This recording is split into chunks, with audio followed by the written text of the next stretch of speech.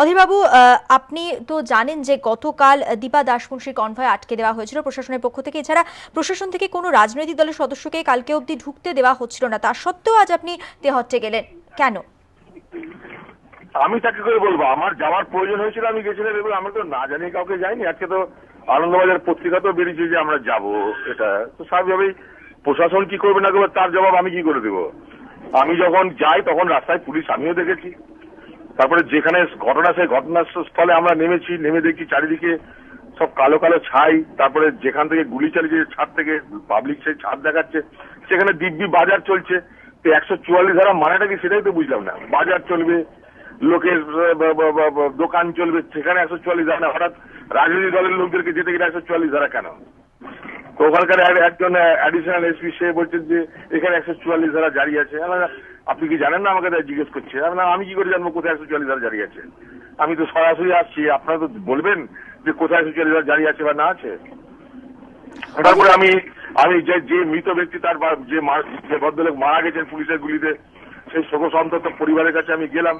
আমার সঙ্গে মান্নান হোসেন, আমাদের আরেকজন এমপি মুর্শিদাবাদের বিধায়ক, নওদার বিধায়ক আবু তাহের খান, আমরা তিনজন গেলাম।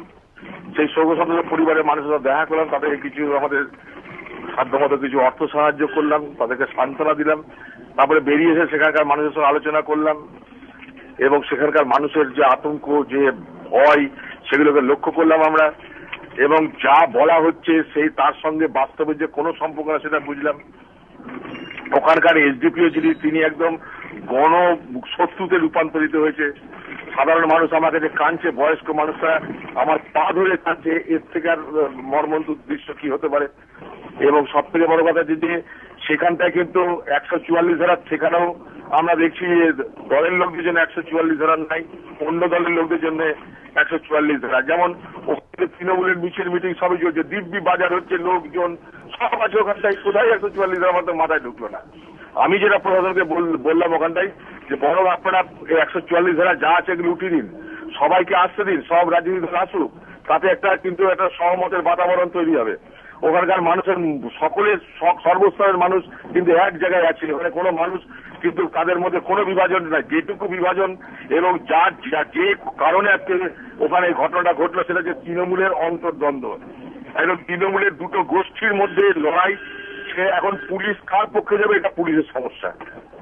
পুলিশ যদি আজকে পক্ষের হয়ে না গিয়ে নিরপেক্ষভাবে থাকতো এবং ওখানকার পুলিশের ভূমিকা যদি সদর্থক হতো তাহলে কিন্তু ঘটনা ঘটতো না। ওখানকার এসডিপিওর বিরুদ্ধে মানুষের ক্ষোভ দেখে আমি অবাক। এবং ওখানকার পুলিশ আজকে মিথ্যা সমস্ত কেস তৈরি করছে, কাউকে আর্মস অ্যাক্ট দিচ্ছে, কারোর ঘরে গুলি পাওয়া যাচ্ছে, এসব সমস্ত ফেব্রিকেটেড অ্যালিগেশন তৈরি করে ওখানকার মানুষকে আতঙ্কিত করার চেষ্টা করেছে। মানুষের মধ্যে খুব ভয় আছে। রাত্রে সেখানকার মানুষের বাড়ি বাড়ি গিয়ে সাধারণ মানুষের উপর হামলা চলছে। আমরা ওখানটায় বলে গেলাম ওখানকার মানুষকে আপনারা চিন্তা করবেন না, আমরা দেখবো 2-4 দিনের মধ্যে যদি এগুলো কমলো আমরা বসে ওখানটা আন্দোলন আমরা শুরু করব। আমরা মানুষের উপর অত্যাচার হতে দেবো না। মামাটি মানুষের সরকার বলে যারা আজকে ক্ষমতা এসছে, আজকে তাদেরকে বলতে চাই যে মাটি আজকে রক্তাক্ত, আজকে মারা কাঁদছে আর মানুষ ওখানে আতঙ্কে ভুগছে। এই হচ্ছে ওখানকার বাস্তব পরিস্থিতি। পুলিশ ওখানটায় আজকে সাধারণ মানুষের উপর যে হারে অত্যাচার আরম্ভ করেছে তার এবং এই ব্যাপারটাকে ধামাচাপা দেওয়ার জন্য যেভাবে মিথ্যার আশ্রয় নিয়ে একের পর এক কেস সাজাচ্ছে, এর পরিণাম কিন্তু ভালো হবে না বলে আমরা মনে করি। ওখানে সাধারণ মানুষকে তাদের মধ্যে প্রশাসনের প্রতি বিশ্বাস তৈরি করাতে হবে, তাদের মধ্যে সুরক্ষার বিষয়টাকে অগ্রাধিকার দিয়ে সেখানে যেন তারা সুরক্ষিত থাকতে পারে তার বিষয়টাকে এই সরকারকে সুনিশ্চিত করতে হবে। না হলে কিন্তু আমরা বসে থাকবো না। আমরা কিন্তু আন্দোলনের নাম এটা খুব পরিষ্কার পরিচ্ছন্ন জানিয়ে রাখলাম।